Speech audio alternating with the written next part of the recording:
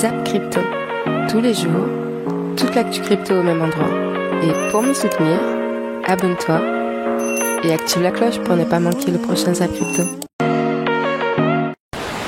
Bonsoir la cryptosphère. Comme d'habitude, on commence avec le Fear and Greed Index, actuellement à 14. Dans l'extrême peur, le Social Index, toujours bloqué à fond sur Up, et le Market Order Flow, actuellement en recherche de fort achat. Nous avons tiré au sort hier, en live sur Twitch, les grands gagnants de la semaine dernière, qui sont Fredouille, Amaury, Floppy, Monsieur Rabbit et Lomiro. Pour tous ceux qui viennent de remporter pour la première fois un NFT de la chaîne, n'oubliez pas de me contacter via mes réseaux pour que je puisse vous envoyer votre NFT. En parlant de ça, il y a des gagnants qui ne se sont pas fait encore connaître. Je rappelle à CryptoFollow, Le Biteux, Juanito et Matt du 15 que vous avez remporté des NFT et que si à la fin de la semaine malheureusement vous ne m'avez pas contacté, je referai gagner les NFT. Je tenais également à remercier encore une fois Scalper qui nous a fait un beau raid hier pendant le live sur Twitch. On te remercie du fond du cœur et pour ceux qui ne le connaissent pas, allez vite le suivre sur Twitch. Je vous mets le lien en description. Comme vous pouvez le voir, le zap d'aujourd'hui est un petit peu plus long que d'habitude. Je vous rappelle que vous avez accès dans la description à tous les timecodes ainsi que les chapitres pour regarder les news qui vous intéressent le plus. Et aujourd'hui, nous accueillons un nouveau créateur de contenu qui s'appelle Domi Univers Crypto. Il ne m'a pas encore donné sa réponse, alors j'espère qu'il appréciera sa place dans le zap. N'hésitez pas à aller vous abonner pour lui donner de la force. C'est tout simplement mon coup de cœur de l'année. Allez, je ne vous en dis pas plus. Je vous laisse à la suite de la vidéo. Je vous souhaite une excellente semaine. C'était Zap Crypto. Aujourd'hui, on va commencer avec une analyse weekly. Et que nous dit le graphique en weekly? Il nous dit « Ah, c'est pas bon hein. ». Ça va vers le bas et pour l'instant, les bears sont toujours en contrôle. On constatera quand même des difficultés à aller beaucoup plus bas. C'est-à-dire que par rapport aux grosses bougies super larges des semaines précédentes, on a des bougies qui raccourcissent et disons que le momentum baissier se ralentit un petit peu. Mais il se ralentit un petit peu avec probablement des gens qui essayent de se positionner ici sur un niveau technique important, donc le précédent ATH, le point psychologique des 20 000 également. Mais donc ralentissement, mais si c'est pour ajouter plus de longues à nos perdants, et ben là, alors que les bears ont repris la main, est-ce que ça serait pas pour repartir de plus belle hein? On a déjà vu ici ralentissement, alors là, on réaccélère, ralentissement, on réaccélère, donc ça dépend un petit peu. Alors si, cher ami, si, hop là, voilà. Donc pour l'instant, est-ce que ça vaut la peine de lever les bras? On ne sait pas puisqu'il faut quand même voir un petit peu la corrélation avec le S&P 500. Personnellement, j'ai un signal, c'est le deuxième dans la zone, weekly, plutôt bullish. Hein. En général, pour moi, c'est des opportunités de rebond. Bien sûr, les conditions macro ne sont pas incroyables. Le dernier signal du genre a échoué. Malheureusement, en général c'est très bearish, mais est-ce que cette fois-ci c'est la bonne? Donc la question que je me pose, parce que j'ai pas du tout le même genre de signal au niveau Bitcoin, tout ce que me dit le Bitcoin c'est descente aux enfers. En fait regardez, on a cette zone de support qui correspond au dernier plus bas. Et on voit que là en fait les derniers jours on a rebondi parfaitement sur ce niveau de support sans le casser. Ça veut dire que là, pour l'instant, on est dans une position plutôt sereine, tant qu'on ne casse pas ce niveau de support qui se situe actuellement ici aux 18 969 $. Mais surtout, ce qui est intéressant, c'est que là, on est en train de tenter peut-être la cassure de la résistance des 19 523 $. Et si on arrive à break cette résistance-là, ce sera un signal d'achat pour Pump. On ira chercher dans un premier temps ici les 19 838 $, qui correspond à la ligne de tendance baissière qui était là. Et en fait, cette ligne de tendance baissière, ce sera une zone de résistance majeure. Et juste au-dessus, on voit qu'on a l'ancien bas de range. Et ça, vous le savez, ça pourra nous correspondre à une cassure. C'est-à-dire que ici, on avait cassé le range. On peut faire la cassure, le pullback, c'est-à-dire qu'on revient tester le niveau sur lequel on avait cassé. Donc c'est ici, hein. Le niveau, il est là, je vous le donne. C'est les 19 872 $. Ça, c'était le bas du range. Donc là, qu'on va sûrement revenir retester si on arrive à break les résistances que je vous ai parlé juste avant. Et vous le savez, si on arrive à réintégrer un range en venant du bas, c'est-à-dire ici, le but ce sera d'aller chercher le haut du range. Et donc le haut du range, il va être ici, 21 543 $. Donc ce serait vraiment quelque chose de pas mal qu'on arrive à réintégrer cet ancien range. Et surtout si on arrive à le faire, je vous en ai déjà parlé depuis un bout de temps, mais ça pourrait nous former le fameux double bottom que je vous ai déjà dit depuis quelques jours. J'espère vraiment que ce double bottom va se matérialiser. Donc pour faire simple, sur CoinAlyse, vous avez la possibilité de voir le funding et en gros de le lisser, ce funding. Donc pour lisser un indicateur ou des valeurs, vous faites une moyenne. C'est ce que permettent de faire les moyennes mobiles. Donc ici on a dit à CoinAlyse, ok, viens nous lisser les 13 dernières périodes. Comme ça, tu nous fais un funding en moyenne. Au lieu d'avoir des barres négatives et positives dans tous les sens, comme ici, en fait, on fait une moyenne du funding. Pour rapidement vous expliquer ce qu'est le funding pour les nouveaux, en gros, le funding, plus il est positif, plus ça voudrait dire qu'il y a d'acheteurs sur le contrat dérivé, contrairement au spot. Enfin, les acheteurs sur les perfs sont trop agressifs, ce qui veut dire qu'il y a trop de gens qui longuent, la majorité est à l'achat, il y a trop de gens qui achètent avec levier, donc ces acheteurs, faut les défoncer. Donc généralement, le marché se retourne quand il y a des fundings super positifs. Exemple. Ici, on avait des fundings super positifs, c'était le top du Bitcoin. Ici, des fundings super positifs en novembre, c'était le top du Bitcoin, les gens sont très bullish. Et il faut savoir que sur ce dump, depuis novembre, on n'a eu à aucun moment des fundings négatifs en moyenne. On reste sur du funding positif. Sauf que maintenant, là, on est sur du funding négatif en moyenne depuis, en gros, le 19 juin, donc depuis, je dirais le bottom, à 17 000, le bottom actuel, qui est peut-être pas le bottom définitif, on n'a pas encore les confirmations, mais voilà, depuis en gros quelques jours, depuis 2-3 semaines, on est en train d'installer un funding négatif. Ce qui veut dire qu'il y a des gens qui sont en train de shorter le Bitcoin ici, il y en a pas mal. Okay. Quand le funding devient négatif, ça veut dire qu'il y a plus, en gros que les vendeurs sur le perf sont plus agressifs que les vendeurs sur le spot. Et donc c'est-à-dire qu'en gros, ils mettent du levier, ils sont en train de shorter un possible bottom. Par exemple, l'été dernier, donc l'été 2021, on était sur majoritairement du funding négatif du 21 juin jusqu'environ le 30 juillet. Donc pendant plus d'un mois, on était sur du funding négatif. Ce qui veut dire qu'ici, il y a plein de gens qui se mettaient à shorter le Bitcoin. On a fait quoi? On les a encadrés comme ça. On les a gardés, puis on les a défoncés avec un gros short squeeze et ils sont restés coincés. C'est ce qui a fait qu'on a pu aller les liquider, puis que le prix a pu remonter. Puisqu'on avait beaucoup de gens qui étaient short et le marché va toujours se déplacer contre la majorité. Si la majorité pense que ça va chuter et qu'ils sont en short, le marché va aller contre ces shorteurs. Pourquoi? Et je leur explique pourquoi. Parce que c'est vrai que ça peut être bizarre à comprendre, de se dire non, mais si tout le monde short, c'est que le prix va chuter. Non. Parce que quand vous shortez, vous faites une promesse de rachat. Donc dites-vous, un marché dans lequel il y a plein de vendeurs, c'est bullish, parce que par la suite, ces mecs vont devoir acheter leur position. On voit bien que l'offre de monnaie, la croissance de l'offre de monnaie a quand même une corrélation très positive avec la variation du Bitcoin, comme on peut constater ici. Donc là, actuellement, on est en contraction de cette masse monétaire depuis quelques temps, et la contraction sur le Bitcoin aussi a suivi. Et la contraction, pour moi, va continuer puisqu'on est toujours en politique restrictive sur les marchés, et donc la contraction va continuer jusqu'à temps qu'il y a la Fed qui dit quelque chose. Donc pour l'instant, elle dit rien, donc elle continue. Et le Bitcoin, il en est de même, il a corrigé par le même moment. Donc pour moi, on va aller potentiellement encore corriger un petit peu plus bas, étant donné que ça suit encore les marchés les marchés généraux. Puis le Bitcoin est très institutionnalisé, il y a des ETF, des futurs, des options. Hier, TechDave nous a partagé un graphique qui est très intéressant, tout simplement qui donne les paraboles du BTC depuis sa création. Et ce qu'on voit là d'abord sur du long terme, c'est que à chaque fois on a quand même une grosse parabole, donc une grosse accélération, donc des gros pourcentages de hausse, mais petit à petit il est en train de s'abaisser en termes de pourcentage de hausse, mais aussi dans le temps, vous voyez, petit à petit on va de plus en plus avec des paraboles de plus en plus plates. Pour le coup c'est assez intéressant comme graphique. Il a aussi couplé ça avec le CVD, et vous voyez à chaque fois qu'il y a 3 points de contact, après on rentre dans un nouveau cycle. Et donc là c'est assez intéressant puisque le BTC ici, juste là, ça voudrait dire déjà qu'on n'est pas très très loin des supports qui, c'est difficile à calculer, mais on serait aux alentours, je dirais, des 16 000, 17 000 $. Donc peut-être que en latéralisant on pourrait pouvoir les toucher, mais surtout qu'à long terme cette parabole elle prévoit un BTC vers les 300 000 $ sans aucun problème. Donc on va voir ce que ça va donner sur le long terme, mais en tout cas ce que ça nous indique ce graphique, c'est quand on regarde loin, très loin pour le BTC, on voit vraiment la lumière au bout du tunnel et surtout des performances assez extraordinaires. Ici on peut voir la capitulation des mineurs, plus ça monte, plus ils accumulent, plus ça descend, plus ils vendent. Et qu'est-ce qui se passe ici? Regardez bien, depuis quelques jours ici, depuis le 18 juin, 20 juin, ils sont en train de vendre leur bitcoin, ici, ils sont en train de descendre. Depuis l'été 2021, ils font qu'accumuler ici, ça monte.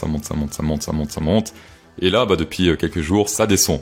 Fort dommage. Alors, selon la théorie, il y a d'abord les bull markets, ensuite les bear markets, ensuite capitulation des planctons des week-ends, appelez ça comme vous voulez. Une fois que les planctons ont capitulé, ce sont les mineurs qui capitulent. Donc après, voilà, capitulation des mineurs ici. Et quand les mineurs capitulent, c'est plutôt bon signe, en tout cas historiquement. Malheureusement ici, sur le graphe CryptoQuant, il n'y a pas assez d'historique puisque ça commence ici en 2019. Une capitulation mineure en bear market, c'est plutôt bon signe. Alors c'est pas bon pour les mineurs, mais c'est bon pour ceux qui veulent que le prix remonte parce qu'en général, c'est là qu'on s'approche fortement d'un bottom. Alors pour ceux qui vont me dire, ouais, CryptoSauce, pourquoi ils ont capitulé ici en 2021? Alors c'est pas une capitulation, d'accord, le prix monte, le prix du Bitcoin monte. Ce qu'ils ont fait là, ils ont pris leur profit sans aller voir des putes à Dubaï. J'ai entendu 2-3 fois des gens qui disaient oui, les altcoins sont en train de nous montrer que... Non, les altcoins vous montrent rien, ça c'est mon idée encore une fois, mais les altcoins vous montrent rien, parce que les altcoins, entre nous, ils décident pas du marché, ils ne font pas le marché, mes amis.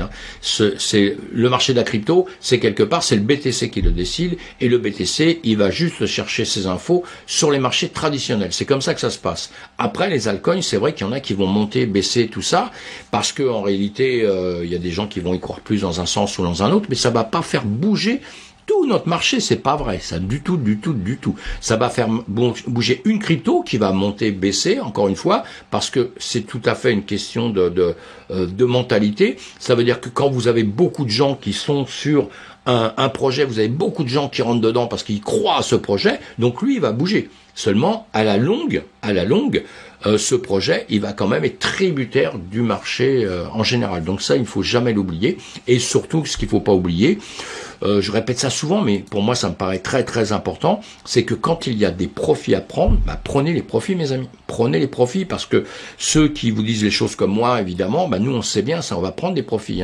Donc, il y a beaucoup de gens qui vont vous dire faites ci, faites ça. Vous allez tous rentrer dedans, etc. Ça va monter parce que vous croyez que c'est extraordinaire. Mais nous qui connaissons un petit peu mieux que vous, que certains, parce qu'il y en a d'autres qui connaissent beaucoup mieux que moi d'ailleurs, eh bien nous on sait qu'on va prendre des profits et que la plupart des gens ne sauront pas, ils vont continuer, puis à la finale ils vont perdre un peu d'argent. Alors prenez des profits le plus tôt possible. Une fois que vous avez des profits, après vous êtes confortable. On va passer maintenant à l'analyse du dollar et on fera aussi après l'analyse du SP500, puisque c'est quand même deux graphiques intéressants pour Bitcoin, puisque le BTC est pas mal corrélé avec ces deux graphiques, notamment le dollar. On sait que quand le dollar, on sait en général quand le dollar monte, c'est pas très bullish pour le BTC. Et malheureusement, là nous sommes bien en hebdomadaire, je fais bien attention de me mettre à chaque fois en hebdomadaire, puisque c'est une vidéo pour les investisseurs. Donc on voit que la semaine dernière, on vient faire une clôture plus haute que les précédents, donc nouvelle entre guillemets ATH. Le seul point positif que je pourrais vous donner, c'est qu'on n'a pas réussi à faire un point plus haut. On a ici la mèche de la semaine du 13 juin 2022 qui était un poil plus haut que cette semaine-ci. Mais pour l'instant, je suis désolé de vous le dire, mais vous voyez bien, de toute façon, de vous-même, il n'y a pas de structure vendeuse, il n'y a pas de structure de top qui est en train de se mettre en place. C'est vraiment beaucoup trop tôt pour le dire.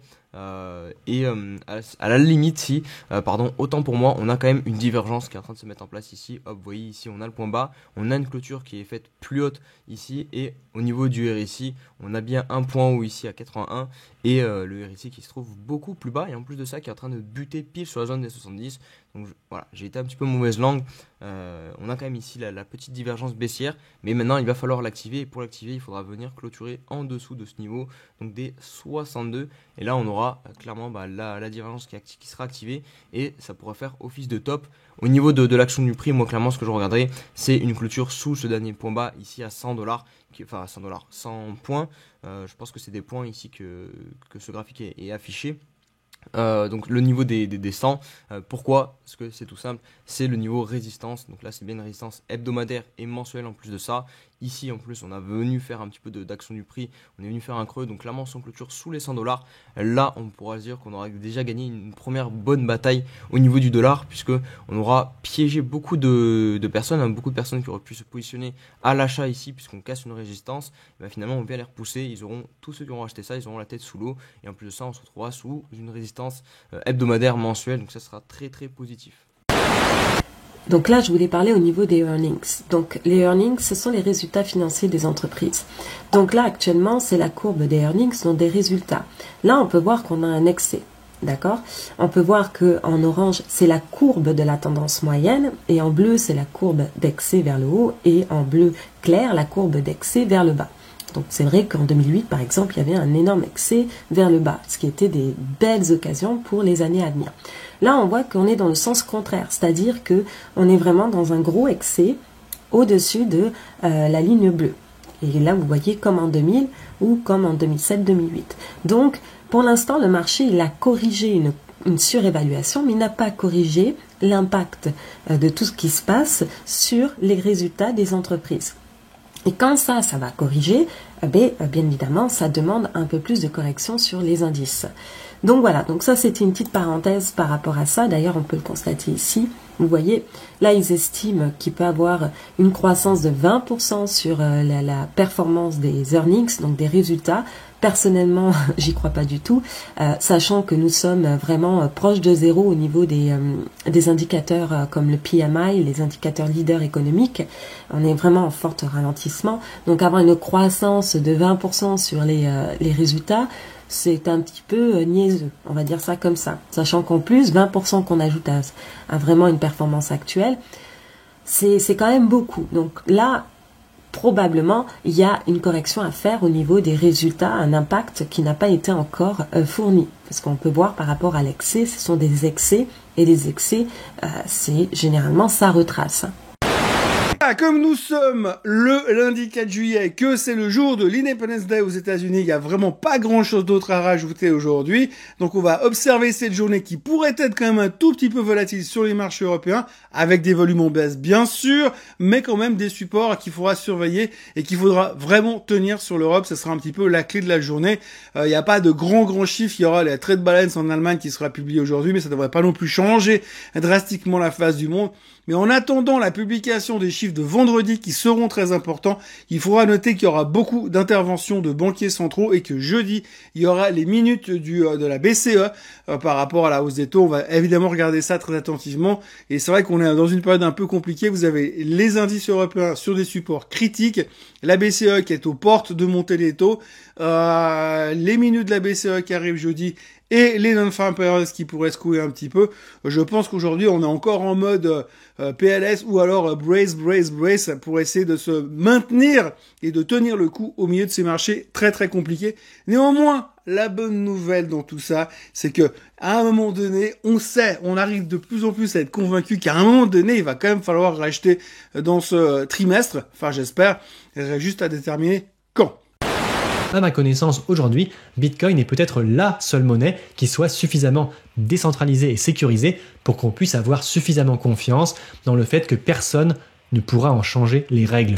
Personne ne peut changer sa politique monétaire et personne ne peut empêcher quelqu'un d'autre de s'en servir. En fait, personne ne contrôle Bitcoin et c'est ça qui en fait, selon moi, une technologie qui donne enfin à l'individu un outil pour résister à l'oppression. Et c'est pour ça que sur ma chaîne, j'essaie de vous expliquer, vidéo après vidéo, l'intérêt de Bitcoin pour la protection de nos libertés fondamentales et comme bouclier, pas seulement contre la tyrannie monétaire, mais aussi contre la tyrannie au sens général et contre les folles décisions d'un pouvoir central qui grossit à vue d'œil. Mais bien sûr, il faut aussi garder en tête que le chemin sera ponctué d'embûches. Ce que les élites veulent avant tout, c'est le contrôle total sur la monnaie et je pense qu'elles n'ont aucune intention de céder ce pouvoir et qu'elles feront donc tout ce qu'elles peuvent pour essayer de détruire Bitcoin.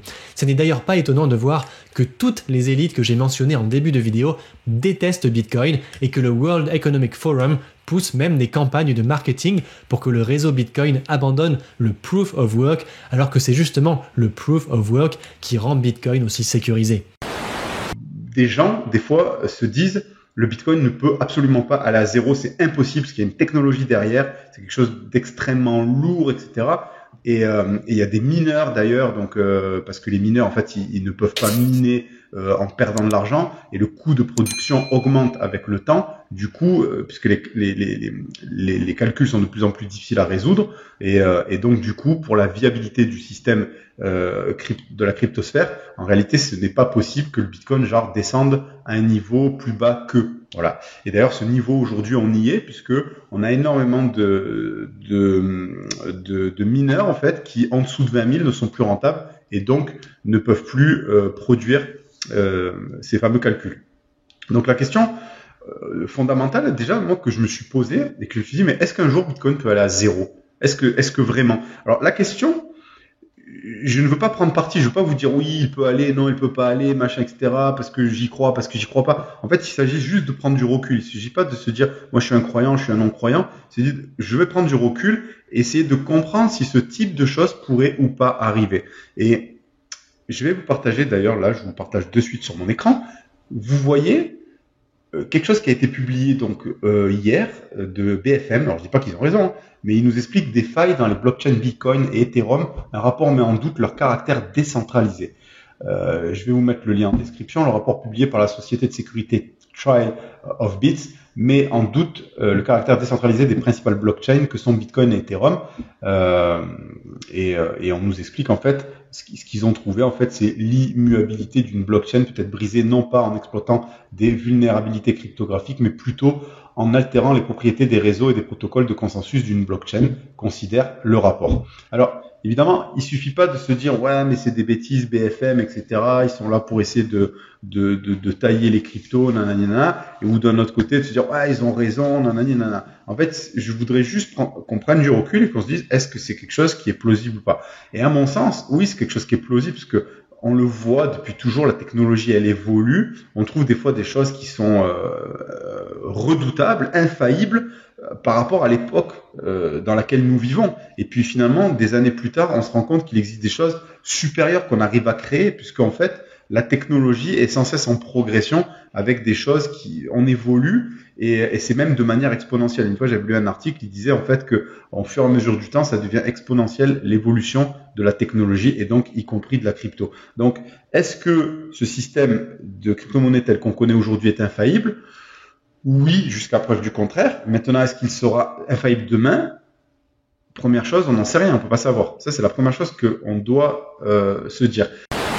On va passer aux news et on va commencer par Luna, le feuilleton de l'été pour le coup, et qui va sans doute devenir le feuilleton 2022. Là, on parle vraiment de détournement de fonds. Le mot est lâché. Il y a eu une enquête qui a été faite et donc 3,6 milliards de dollars en Bitcoin qui manquaient dans les comptes. Il s'avère qu'on a découvert qu'il y a eu beaucoup de transactions opaques et non justifiées et des malversations qui ont été faites le 6 et le 7 mai, donc juste avant le crash. On a constaté qu'il y a 3 portefeuilles qui sont impliqués, on va dire. Il y a eu des fonds envoyés sur un portefeuille Binance, et ensuite ça a été dispatché. Un second portefeuille sur la DeFi, et un troisième portefeuille qui a été retrouvé sur Binance, en lien avec la blockchain Terra. C'est trop, David. Il y a trop de portefeuilles, là. Tu vois, Terra Luna, il s'exagère trop, là. Comment ça se fait qu'il y a des fonds qui partent dans des portefeuilles comme ça, sur les exchanges, pour 3,6? Il faut arrêter, là. Et tu vois, nous, on avait dit déjà depuis un moment que ça sentait un petit peu les problèmes, mais c'est pas ça sans les problèmes, c'est on nage le crawl dans les problèmes. Donc, à quel moment on va toucher le bord de la piscine pour se rendre compte de l'ampleur de tous les dégâts qu'il y a eu? En attendant, ce qu'on sait, et c'est ce que tu disais à l'instant, c'est que là, maintenant, c'est les exchanges par lesquels l'argent a transité qui vont devoir se justifier, en tout cas, de toutes les transactions qu'il y a eu, afin de savoir s'il y a eu, au-delà du détournement de fonds qui est avéré maintenant, la manipulation de marché, tout simplement. Ouais, c'est ça. Après, tu sais, il est écrit que ils vont peut-être demander de l'aide aux exchanges. Et moi, ça me surprendrait pas, parce que Binance, pour le coup, niveau transparence, ils ont toujours montré patte blanche, ils ont toujours voulu cette transparence, justement. Donc si jamais CZ décide vraiment d'ouvrir les portes à tous ceux qui veulent enquêter, je pense qu'il le fera d'ailleurs, parce que par le passé, il l'a fait. C'est dans l'intérêt des exchanges que de montrer patte blanche s'il y a des recherches, et on voit bien qu'à chaque fois qu'il y en a aujourd'hui, tout le monde va dans le même sens. D'ailleurs, celui qui refuserait d'aller dans ce sens-là, il serait automatiquement... présomption de culpabilité. Je pense, oui, voilà, clairement. Donc voilà, encore une fois, c'est le feuilleton de l'été, on attend un petit peu la suite de tout ça et on tiendra tout le monde au courant. On a hâte. Franchement, c'est loin d'être terminé cette histoire. Et on reste dans le thème des plateformes d'échange crypto avec cette fois des rumeurs autour de KuCoin. En effet, depuis hier, on peut voir des personnes sur Twitter qui avertissent leurs abonnés de retirer aussi vite que possible leurs fonds de KuCoin à cause d'un potentiel arrêt des retraits et transferts suite à de potentielles lourdes pertes liées au crash de Luna. Mais suite à ces rumeurs, la plateforme a démenti ces informations en déclarant qu'il s'agissait de FUD et qu'elle n'avait aucune exposition au Luna, mais également à Sulao Capital et à Babel, et donc qu'ils n'avaient subi aucune lourde perte et que par conséquent il n'y avait aucun plan d'arrêt des retraits de leur plateforme. Et il a également précisé que KuCoin avait récemment finalisé une levée de fonds de 150 millions de dollars, portant ainsi la valorisation de l'entreprise à 10 milliards de dollars, et qu'il faisait partie des rares entreprises crypto qui continuaient d'embaucher malgré la crise. Bref, alors que le marché est plus que fébrile en ce moment, les informations négatives circulent très vite et peuvent potentiellement déclencher des mouvements de panique irrationnels si la fausse information est vraiment alarmante. Plus de 80% du staking d'Ethereum est dans le rouge. Ça c'est pas des nouvelles extraordinaires tout ça. Ça prouve qu'on n'est pas en très bonne santé, mais on n'est pas très malade quand même. C'est juste un petit coup de froid un petit peu en ce moment. Donc, encore une fois, ça va s'arranger. D'un coup de froid, on s'en remet. On s'y remet tout le temps. Bitcoin s'effondre. Ah mince, alors ça va pas. Les Français. Keiko s'en moque et lève 53 millions. Voilà, des gens qui pensent un peu comme moi, qui se disent « Merde, c'est con, ça baisse un peu, c'est pas terrible. Voilà, l'ambiance générale, tout ça, ça va pas. » Mais bon, en règle générale, quand même, boum, il lève un peu de sous pour faire des choses et tout. Donc, vous lisez ces articles-là. Sinon, quand on est un petit comité, on est sur Twitch. Quand je vais les recommencer dans pas longtemps, on pourra parler de tout ça parce qu'il faut du temps. Et là, quand on survole une vidéo comme ça, on n'a pas le temps d'approfondir les choses. Donc voilà, Asie, un vol de données massives détecté par Binance. Là, il vous met en garde. Il a fait sur Twitter. C'est bitcoin.fr qui vous dit ça. Et moi, je vous le répète, et je l'ai vu sur différents endroits, évidemment, où on en parle. Eh bien, voilà, sur Twitter, vous regardez si vous le trouvez. Sinon, encore une fois, tout ce qu'il vous dit aussi, c'est de faire très très attention et de protéger vos crypto-monnaies. Pour protéger sa crypto-monnaie, il y a une seule manière, c'est de d'avoir ses clés privées. Pas d'avoir ça sur des plateformes à droite à gauche où on ne dispose pas de son argent. Et enfin, en parlant toujours de Sam Bankman-Fried, là, a priori ça se prononce Sam Bankman-Fried, pas Fried, ce milliardaire de la crypto, il a dit qu'il était aussi intéressé pour venir en aide aux mineurs crypto. Jusqu'à maintenant, il s'est concentré sur les exchanges, ou plutôt sur les sociétés comme Voyager Digital, comme BlockFi, donc tout ce qui est, ça ressemble plus à du Celsius, vous mettez des cryptos et ça vous apporte des rendements. Là, il a dit qu'il est prêt vraiment à venir en aide aux mineurs si ça permet vraiment de bloquer cette chute globale des crypto-monnaies, de bloquer toute cette chute qui semble vraiment actuellement ne pas vouloir s'arrêter. Il y a chaque jour de nouvelles sociétés qui font faillite, chaque jour les utilisateurs perdent confiance dans les crypto-monnaies. Donc lui il dit écoutez, moi je vais sauver tout le monde, et en ce moment la blague c'est que Sam Bankman-Fried veut venir acheter toutes les sociétés. Il profite de cette chute pour vraiment tout acheter. Et voilà, pour KuCoin par exemple, il y a des gens qui disaient c'est Sam Bankman-Fried qui a lancé la rumeur pour pouvoir acheter KuCoin pas trop cher. Bon, pour l'instant, voilà, en tout cas, il semble faire effectivement pas mal de deals. On va voir quel mineur va avoir des problèmes et quel mineur va être sauvé par Sam Bankman-Fried au cours des prochains jours. Pour tous les fans de l'univers Solana, vous allez avoir la possibilité de vous rassembler le 15 juillet lors de la tournée européenne appelée Solana Hacker House. Donc tous les développeurs fans de l'univers ou de l'écosystème Solana pourront se rejoindre à partir du vendredi 15 juillet à 10h jusqu'au mardi 19 juillet à 20h avec des possibilités de différentes conférences, des ateliers, le tout, bref, complètement axé pour nos développeurs, pour les amener évidemment à travailler dans l'écosystème Solana. Je voulais vous parler maintenant de Monero. Monero, pour ceux qui ne savent pas, c'est une crypto-monnaie, l'une des premières crypto-monnaies vraiment anonymes. On peut toujours réaliser des transactions dont le montant est caché sur la blockchain, dont le destinataire et l'expéditeur sont cachés sur la blockchain. Donc c'est quelque chose qui change vraiment par rapport au Bitcoin, à Ethereum et à toutes ces blockchains complètement transparentes. C'est pas mal utilisé pour certains trafics, on va dire, mais ça aussi un usage légitime. Si on a besoin de confidentialité sur la blockchain, c'est vraiment utile. Et Monero, il y a un des responsables de Monero qui s'appelle, dont le surnom est Fluffy Pony. Il s'appelle Riccardo Spani, qui est un Sud-Africain qui a été arrêté il y a quelque temps aux États-Unis. Il a été relâché et là en fait il va être extradé vers l'Afrique du Sud. Donc pourquoi il va être extradé pour l'Afrique du Sud? Est-ce que c'est en lien avec Monero? A priori ça n'a pas de lien avec Monero. C'est à cause de son ancien emploi. C'est assez drôle. Il travaillait chez Cape Cookies. C'est quoi Cape Cookies? C'est, en tout cas, d'après mes recherches, si vous avez d'autres infos, moi je suis preneur, mais là, quand cherche Cape Cookies, je trouve juste une société qui vend des cookies aux États-Unis, en Afrique du Sud. Ah bon, il travaille dans une société et il a fait des fausses factures. Et avec ces fausses factures, il a pu obtenir dans les $100,000. En gros, il créait des fausses factures, il se faisait payer lui-même les factures en question, il créait des sociétés fictives, etc. Et il a pu gagner comme ça énormément d'argent. Et a priori, c'est pour ça qu'il est extradé.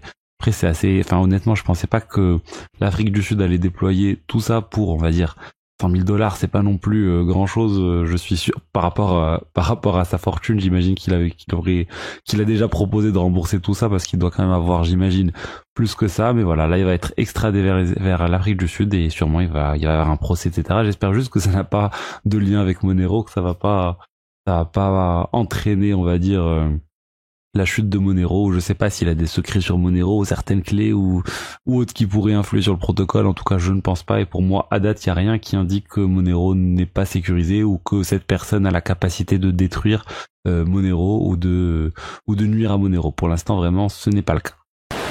Je vous montre cette petite image que je trouve assez drôle. Voilà, c'est la consommation du Bitcoin par rapport à toute la consommation en fait mondiale d'énergie. On peut voir que ça va. C'est peut-être pas la première préoccupation. Le Bitcoin, c'est pas 50% de la consommation électrique sur Terre. Donc faut peut-être arrêter d'en faire des caisses avec ça. Parce que oui, d'après certaines études universitaires, la consommation du Bitcoin par rapport à la consommation électrique mondiale est de moins de 1%.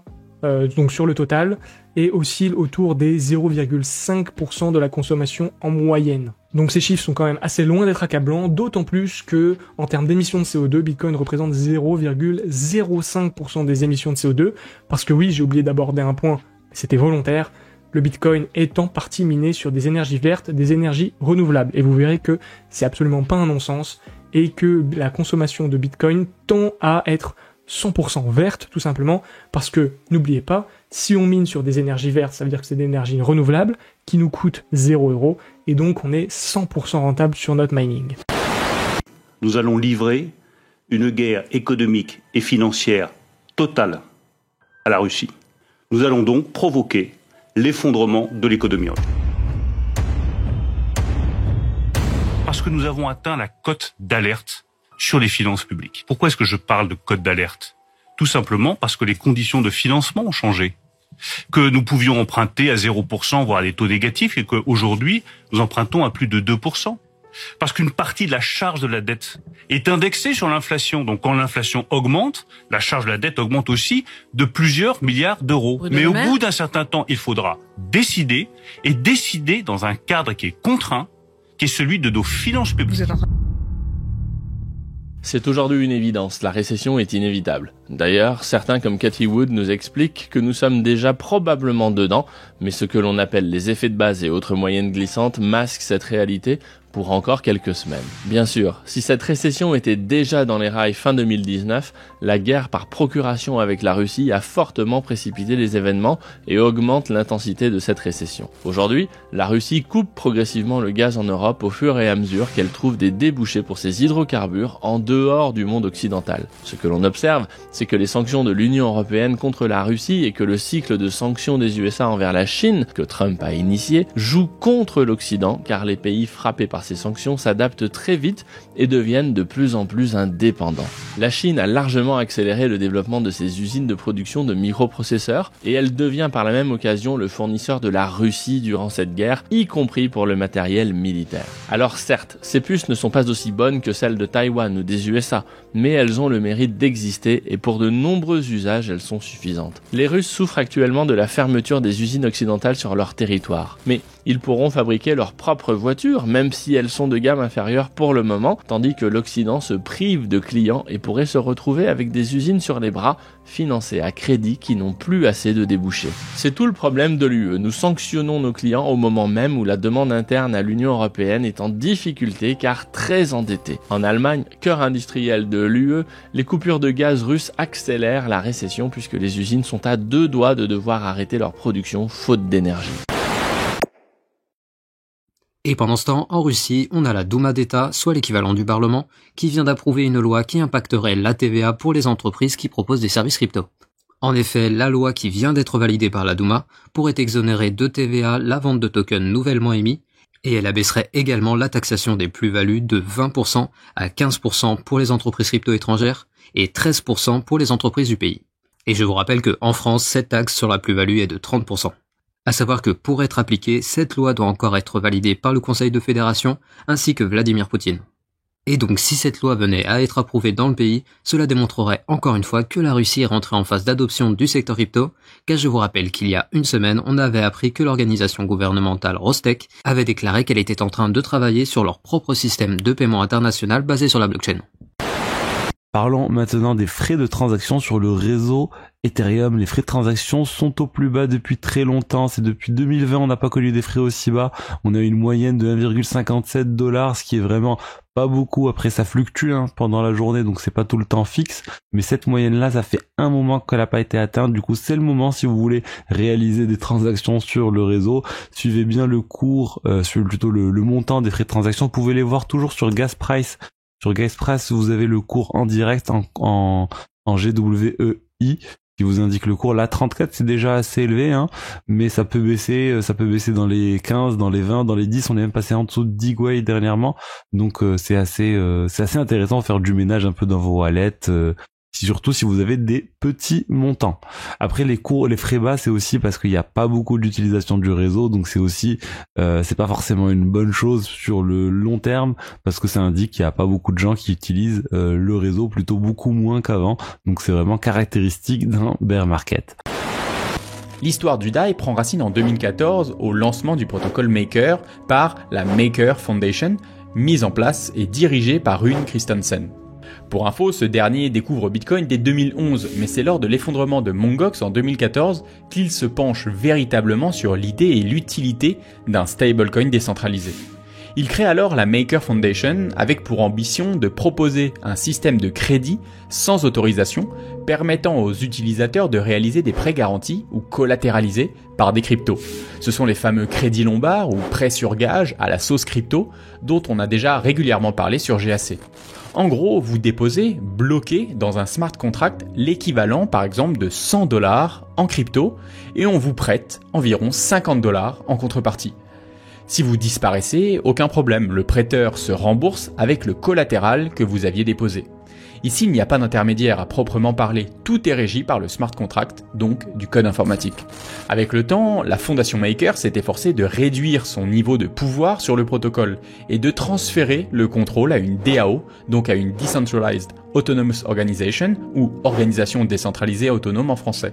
C'est la fameuse MakerDAO dont vous avez probablement déjà entendu parler. Pour la petite anecdote, en juillet 2020, Maker entrait dans l'histoire en devenant le tout premier protocole de finance décentralisée à atteindre $1 milliard de Total Value Locked, ou de TVL. Aujourd'hui, MakerDAO reste le protocole de finance décentralisée captant le plus de TVL avec environ 10% de la valeur bloquée sur la DeFi.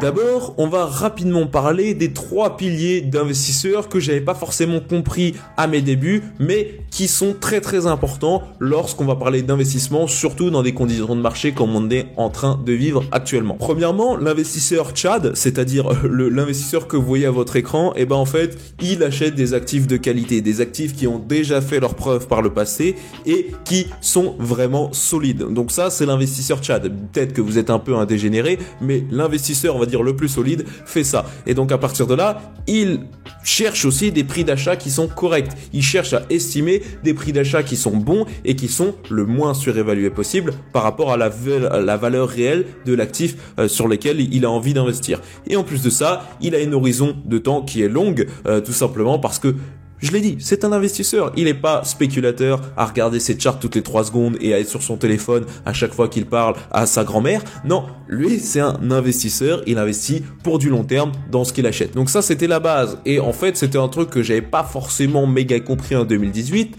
puisque en 2018, je suis resté accroché à des projets qui n'étaient plus forcément des actifs solides, alors que voilà, il fallait laisser passer. La hype, la tendance était partie. De toute façon, c'était pas vraiment des actifs qui allaient remonter, et donc à partir de là, j'ai fait ma plus grosse erreur de 2018, c'était vraiment de garder des cryptos qui étaient vraiment inutiles et ne servaient à rien. Et donc à partir de là, il y a une invasion de morts-vivants dans mon portefeuille. C'était environ, voilà, la crypto-monnaie que vous voyez à l'écran avec la courbe que vous voyez à l'écran, je pense que certains arriveront peut-être à deviner. Voilà, c'était le Neo qui était très très à la mode en 2017-2018, mais maintenant c'est un projet complètement mort, ou en tout cas quasi mort, qui ne sert plus à rien dans l'écosystème, et donc il faut s'en détacher. Il faut se détacher de ces zombies là, de ces morts vivants qui essayent toujours de rester dans votre portfolio. Il faut aller sur les actifs qui sont solides et qui ont vraiment un potentiel d'appréciation dans le futur de manière réaliste. Encore un autre exemple avec notre ami EOS cette fois. Bon voilà, c'est le même type de choses. Et encore un autre exemple avec Bitcoin Cash qui était encore pire que les deux précédents. Donc ça, c'était vraiment des grandes stars du bull run de 2017-2018 qui, je n'en doute pas, ne reviendront jamais à leur plus haut de 2017-2018, tout simplement parce que les projets sont morts, alors qu'il y a des cryptos qui en 2017-2018 étaient des grosses stars, je pense notamment à Bitcoin et à Ethereum, et qui derrière ont réussi à faire des plus hauts, encore plus hauts, et donc à partir de là, ils ont démontré que c'était des actifs solides et qui avaient un peu plus de valeur que la majorité des autres crypto-monnaies, et donc c'est sur ces cryptos que je vais me concentrer dans un bear market pour rester sur les actifs solides par rapport aux piliers dont on a parlé tout à l'heure. Et aujourd'hui, j'aimerais vous présenter un autre portefeuille qu'on va pouvoir sécuriser nos crypto-monnaies en dehors de toute application ou plateforme d'échange. Donc, je vais vous présenter aujourd'hui le SafePal.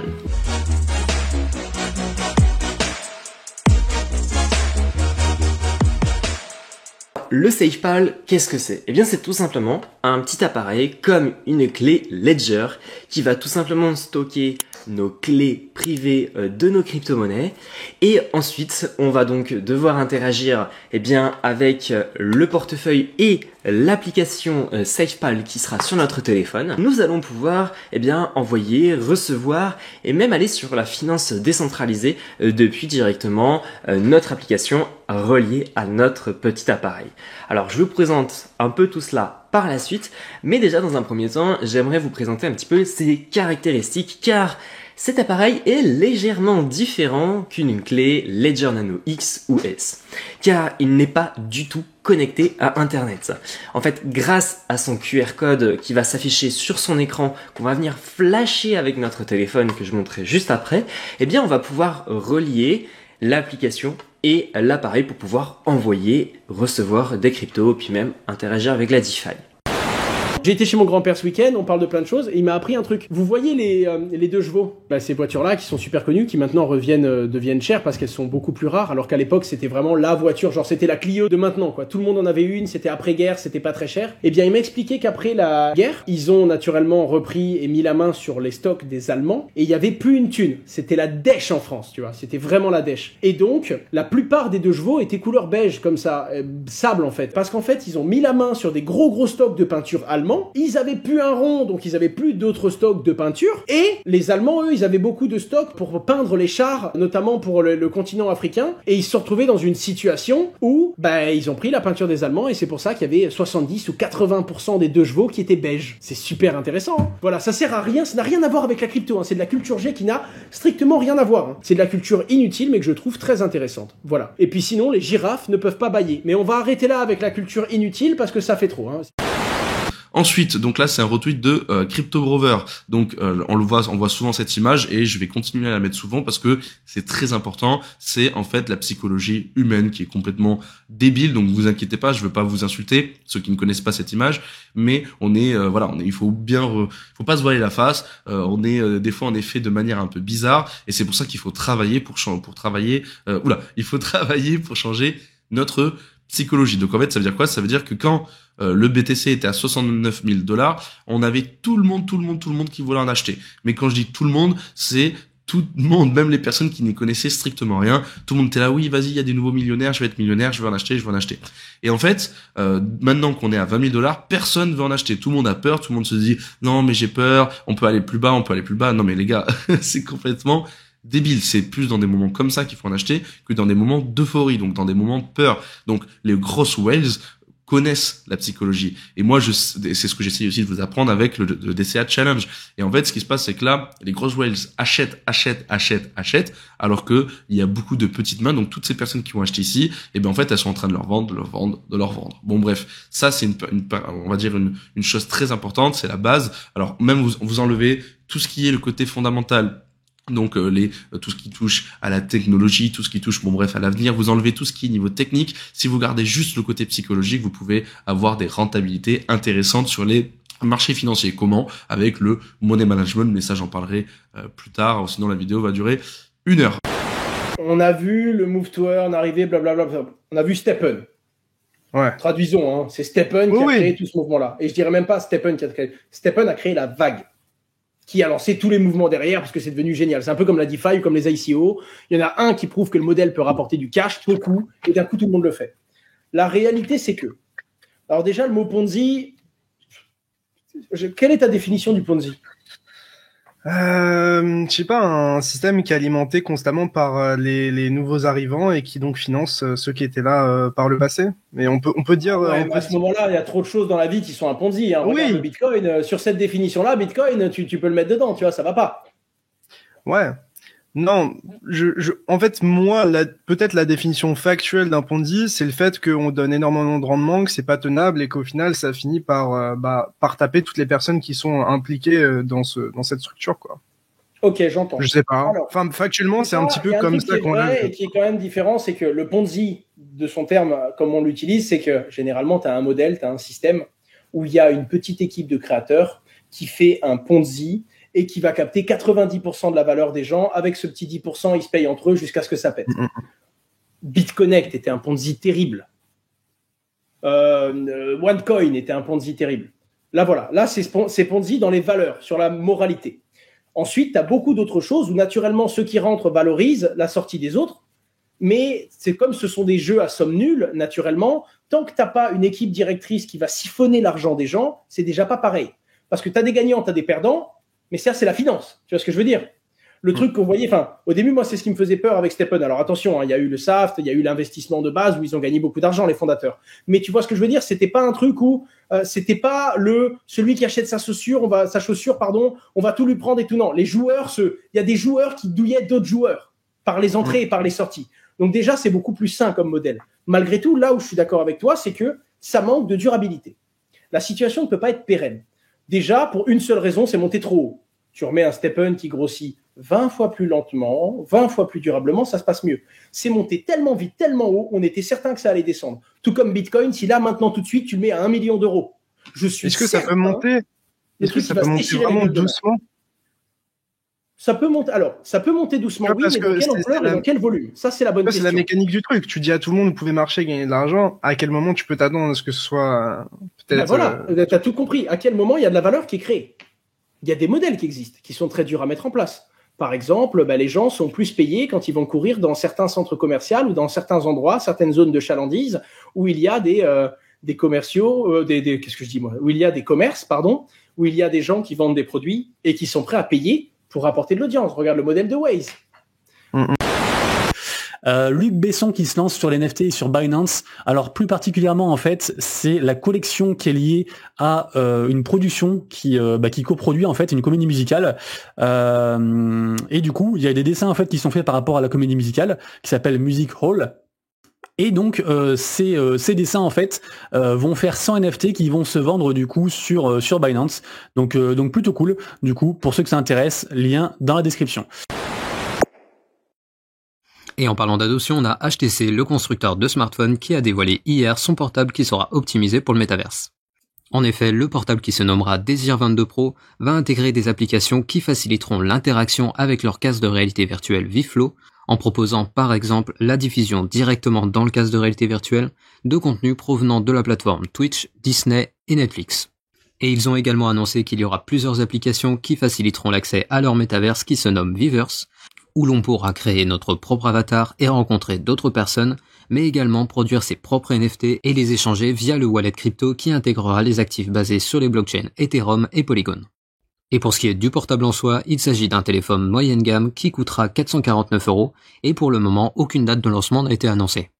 Et quand on sait que la semaine dernière, on avait également eu Solana qui avait annoncé un téléphone avec des fonctionnalités se servant de la blockchain, on voit désormais que la course à l'adoption du secteur crypto et blockchain par les constructeurs de téléphones est désormais lancée, et vous pouvez être certain que Apple doit avoir quelques dingueries dans ses laboratoires, et quand ça sortira, il faudra s'attendre à une accélération de l'adoption. Un nouveau jeu qui arrive sur la blockchain Arbitrum qui s'appelle Battlefy. Ça arrive bientôt, c'est un jeu de stratégie très axé sur le PvP. Je vous invite à aller checker l'article, c'est plutôt sympa. Moi j'aime bien et ça a l'air un peu nouveau. Donc pourquoi pas, vous allez cumuler du token Magic. Il y a différentes raretés, enfin il y a pas mal de choses. La token économie est assez poussée. Je vous invite à lire l'article.